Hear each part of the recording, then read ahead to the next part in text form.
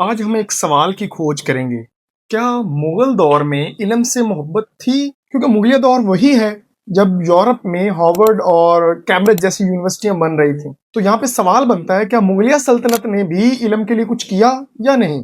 تو ہم جانتے ہیں کہ مغلیہ سلطنت کا ہندوستان میں آغاز بابر کی آمد پر ہوا۔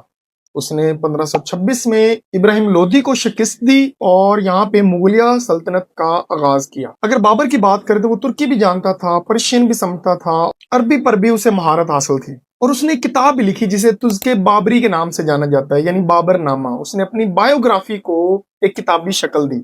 بابر نے یہاں پہ کالج اور سکول جو ٹوٹ چکے تھے ان کی مرمت کروائی اور تھوڑا بہت تعلیم پر دھیان دیا۔ اس کے بعد اس کا بیٹا ہمایوں آیا۔ اگر اس کی خود کی بات کریں تو اس نے کوئی کتاب نہیں لکھی۔ اس کی بہن گلبدن بیگم نے ہمایوں نامہ لکھا، یعنی ہمایوں کی بایوگرافی لکھی۔ ایک کتاب دا پلینیٹری کنگ، اس میں پڑھا تھا کہ ہمایوں کو علم نجوم سے بڑی محبت تھی، حتیٰ کہ اس کے دربار میں سارے لوگ پلانٹس کی شکل میں بیٹھتے تھے۔ جو چاند کے متعلق علم رکھتے تھے وہ مشرق والی سائڈ پہ بیٹھتے تھے، اور سورج پر کام کرنے والے جنوب والی سائڈ پہ بیٹھتے تھے، اور اسی طرح باقی پلانٹس عطارد، زہرہ، مریخ، مشتری، زحل، ہر ایک کے حساب سے لوگ الگ الگ جگہ پر بیٹھتے تھے۔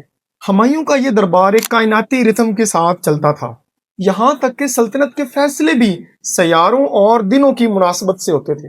مثلاً حکومتی معاملات اتوار اور منگل والے دن ہوتے تھے، اور مذہبی معاملات کو جمعرات اور جمعے کو حل کیا جاتا تھا۔ حتیٰ کہ دربار میں کپڑے بھی سیاروں اور ستاروں کے کلر کے حساب سے پہنے جاتے تھے۔